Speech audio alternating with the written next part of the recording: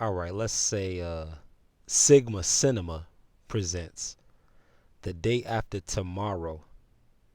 Let's break it down. Starring Jake Gyllenhaal, Dennis Quaid, Glenn Plummer. It's a movie about an ice age, a coming ice age. This is the photo where you see the Statue of Liberty frozen all the way up to her elbow in ice and snow. This is a simulation. Yes, the day after tomorrow is a simulation. It's a simulation. Here's how it works. Times got cold. Certain social justice movements may have pointed out some cold realities. Things have gotten more technological, so there's less human touch, making things colder, like an ice age. You even had a rapper or two talking about Ice Age with a label like Ice Age. You even had cartoons about an ice age that was coming. A Cold War, but not the one we think about in the history books involving nukes. But at the same time, there was a lot of talk in recent years in regards to Russia. So the Cold War is another Cold War, is an icy one with weapons cold. Cold War, meaning covert, meaning hidden, cryptic, disguised. See, you have to grind like it's the day after tomorrow. You have to grind like tomorrow is today. Like today is tomorrow. That's how you have to grind. What Apollo told Rocky, there is no tomorrow. You have to grind like there is no tomorrow. Because depending on what you stand for, there might be just a end swell of the antithesis of what you represent out there. And not only do you have to outperform them quantifiably and qualified, but you also have to, like I said, put out even more production than they do, even if yours is of a higher quality. Remember, this is still the war in heaven taking place, so we're fighting over space. This is about real estate, whether it be physical real estate, land, or digital real estate, social media space, technology, the internet. It's all real estate. When you start getting into people's psyche, that's real estate too. The mental terrain, the mental plane, that's real estate. That's land. That's surface. Whether be it tangible or not, it still plays out. So you have this frost that was coming and people had to outrun this frost. And I'm talking about a kind of cold where if you see it in the movie, it'll freeze the fuel in your tank, and a helicopter, it'll freeze it on site, on contact, instantly. They were in a museum, the kids were. This is a field trip where a lot of the brightest high school geniuses attended.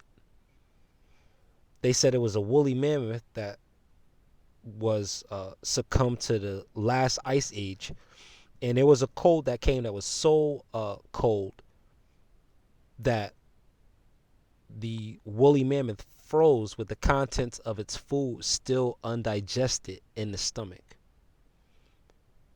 Freezing, a freezing wind, more than what we could take, more than what's in Antarctica, more than what's in Mount Washington, the coldest of the cold. This is like probably bordering on Kelvin, like negative 275 Celsius. Like it's cold, cold, enough to freeze on contact. So be careful about some of these movements that you jump on, because whether or not you realize it, you can be in an ice age. You could be in a cold, bitter stage in life. You can be in a red pill rage. You could be in some form of disillusionment from religion. You could be in some disenchantment, seeing the scheme of the marketplace and wanting to go into business for yourself versus a 9 to 5 with somebody else being the employer, or it be your Saturn of return coming on the heels of your crisis of identity. For some people, it may be even milestone as a midlife crisis, even if it's not the middle of their life. These defining moments of contradiction and conflict shape a human being into handling an ice age. Ice Age. The irony of it was the character who was really the hero was the one who behaved the warmest. He did things that we wouldn't imagine doing in the face of this. We wouldn't imagine carrying one of our friends on our backs. We wouldn't imagine walking through states on foot, on snowshoes. These are the warmest of the warm acts. We wouldn't imagine, the average human wouldn't imagine doing this. But here it is, the character of Dennis Quaid had the warmest nature in the movie. So this makes him like the hero in the Ice Age. That's the irony.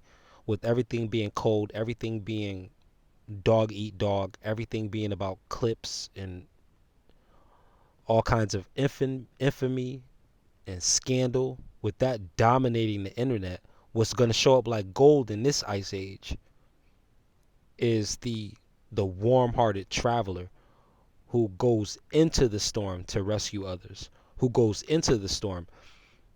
What the people in mass can complain about, the general populace, is that those who really could help and have the resources to help and fix the situation overnight, they're not running into the storm that the general populace is engulfed in. They appear to be away from the storm, finding more ways to separate themselves even further away from that storm. This is what it looks like when you see protests, uprisings, disputes, sit-ins, walkouts, strikes. These are the results of that. Those wars and the principalities between spiritual economics and physical economics. And all it takes is one greedy person with a lot of resources, one stingy person with a lot of resources to basically destroy an entire world. Not the world, meaning the entire earth, but a world, like a country, a group of countries, states, provinces, kingdoms. All of these things can be uprooted with greed. And greed, stinginess, is the side effect of an ice age. So watch out for the icy ones, the soul walkouts. What's there when the fire leaves? Nothing but ice. Ice age. Watch out for those who are cold, who won't even return a greeting even slightly. They're caught in the ice age. Watch out for those looking for a conflict, looking for something that can thaw them out because they're frozen solid. Ice age. Watch out for those who always look at the negative side of things. They're probably in the ice age. They're probably frozen bitter, frozen solid. They're probably too frozen to let a new idea in. The block of ice around them spiritually is just too thick. And if you can't warm them, then what melts that ice is a raging fire. Super T Sigma. Stay uplifted.